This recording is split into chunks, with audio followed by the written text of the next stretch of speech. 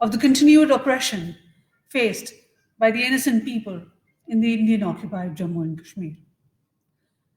Under the garb of the so-called cordon and search operations, Indian occupation forces in Jammu and Kashmir have been particularly targeting Kashmiri youth. In April alone, 29 innocent Kashmiris have been martyred, including 7 since the onset of the holy month of Ramadan. In addition to this, harassment and intimidation of Kashmiri journalists has further intensified under the notorious Unlawful Activities Prevention Act, while the Indian occupation forces continue to operate with complete impunity covered under draconian laws such as PSA and AFSPA. The Indian Chargé d'Affaires was once again summoned earlier today to the Foreign Office to register Pakistan's strong protest over the ceasefire violations by the Indian occupation forces along the line of control in Rakchakri sector on 29 April 2020, which resulted in shahadat and serious injuries to innocent civilians, including Zubia Bibi and Rashida Bibi, who embraced shahadat, whereas 10-year-old Faizan Hassan and 55 years old Roshana Bibi sustained serious injuries.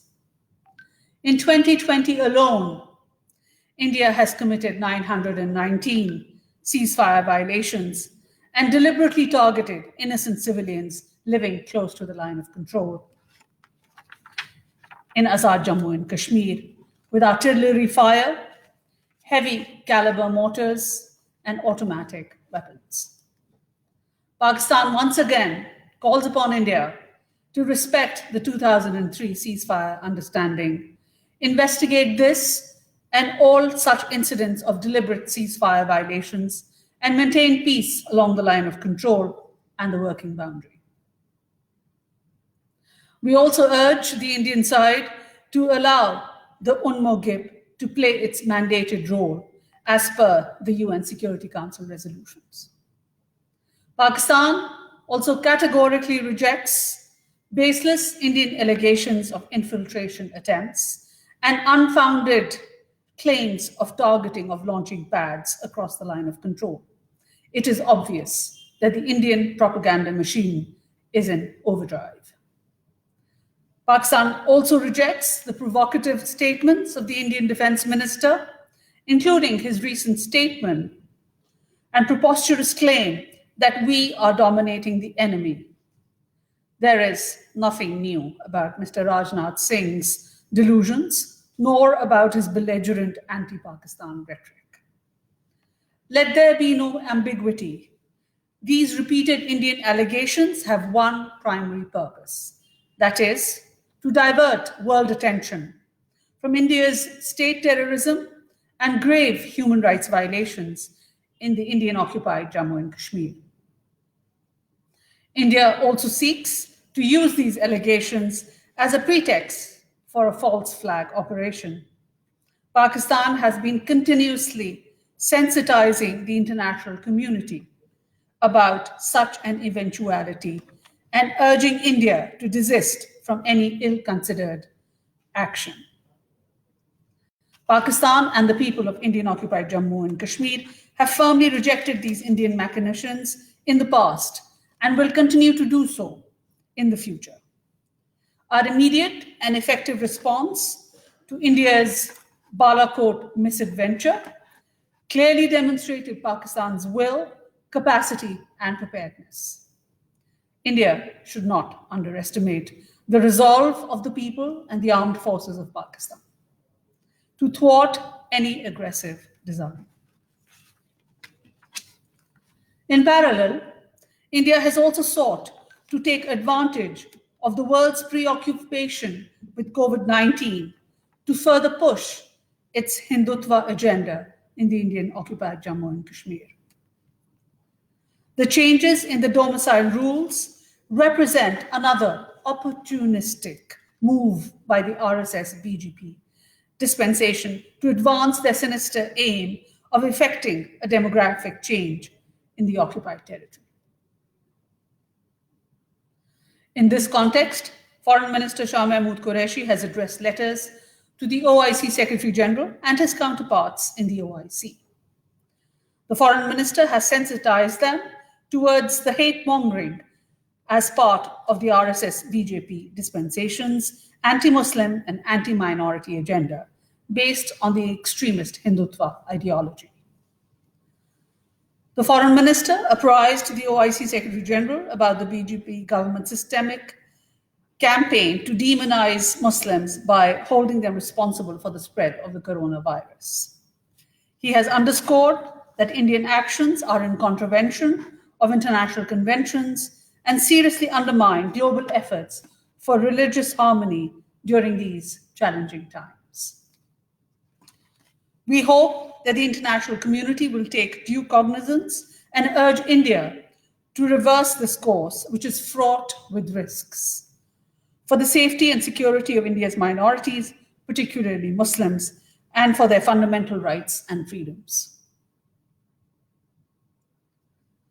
Voices from within India and around the world continue to condemn the increasing wave of BJP's inspired hate crimes against minorities. The US Commission on International Religious Freedom, in its annual report, has once again placed India into its list of countries of particular concern for engaging in and tolerating systematic, ongoing, and egregious religious freedom violations. The report has highlighted that the Indian government allowed violence against minorities and their houses of worship to continue with impunity, and also engaged in and tolerated hate speech and incitement to violence. The report also stated inter alia that mob lynching of persons suspected of cow slaughter or consuming beef continued, with most attacks occurring within BJP-ruled states.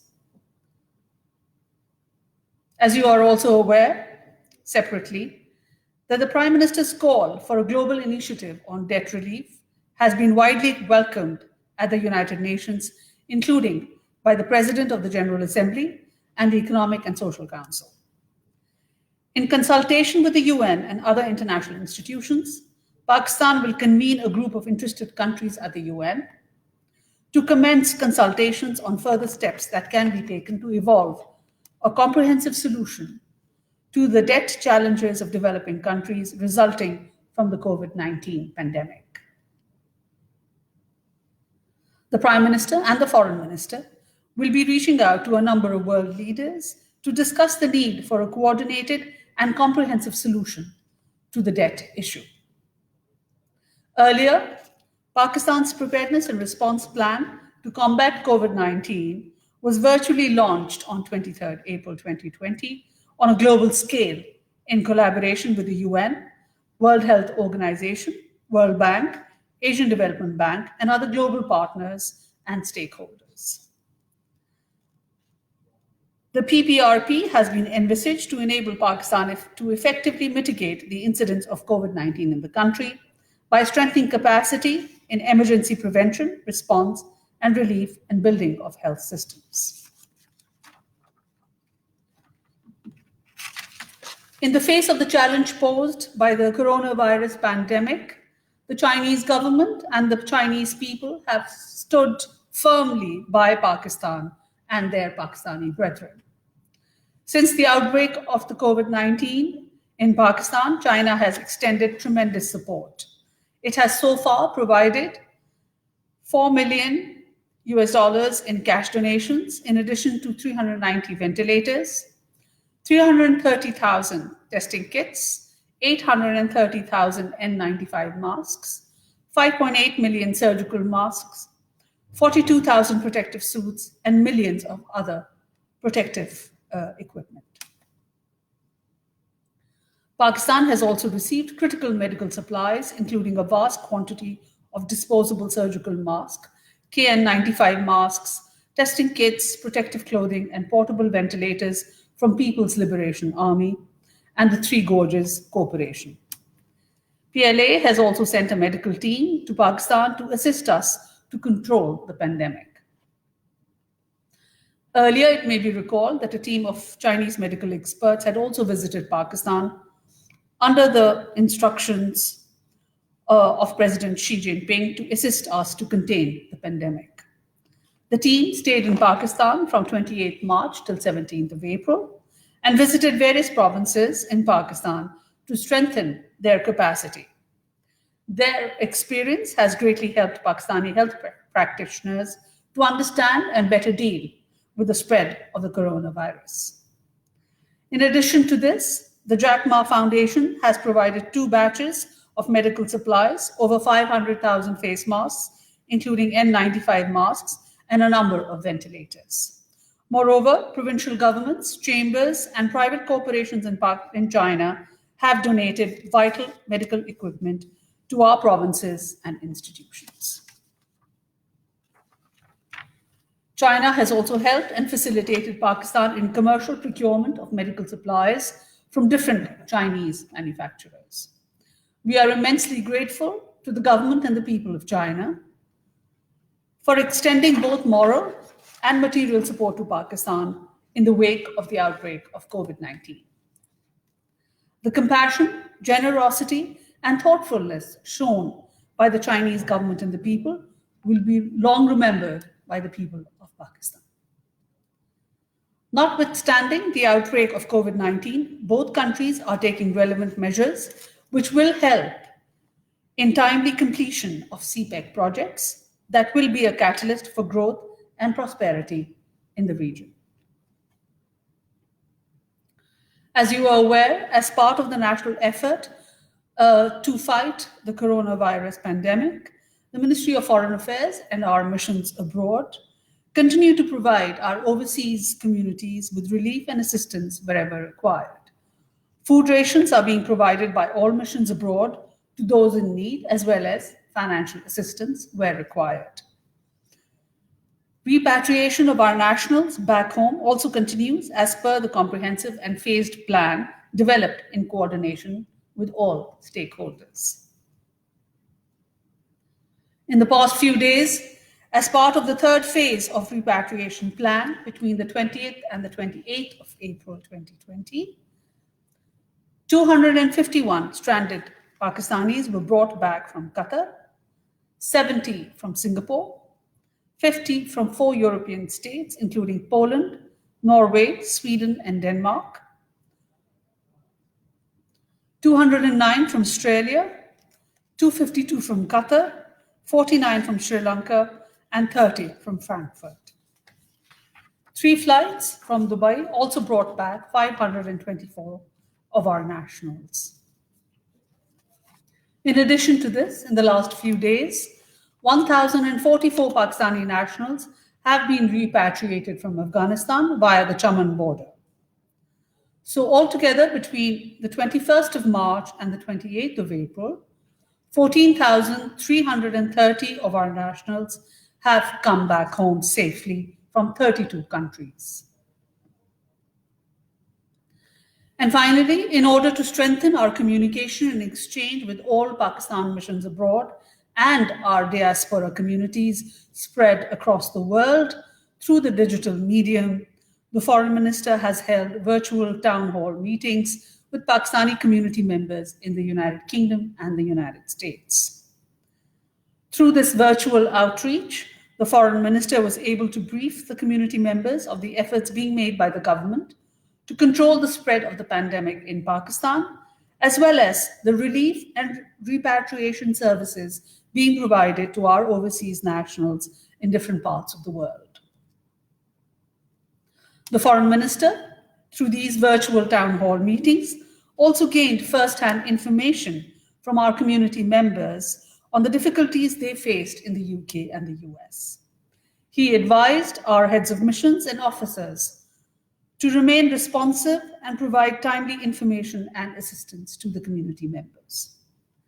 These virtual town hall meetings with Pakistani communities in different parts of the world will continue to take place regularly, where our overseas communities will have an opportunity to interact with the Foreign Minister in real time and exchange views on the services that our missions are providing and the efforts of the government to control the pandemic inside Pakistan. Thank you.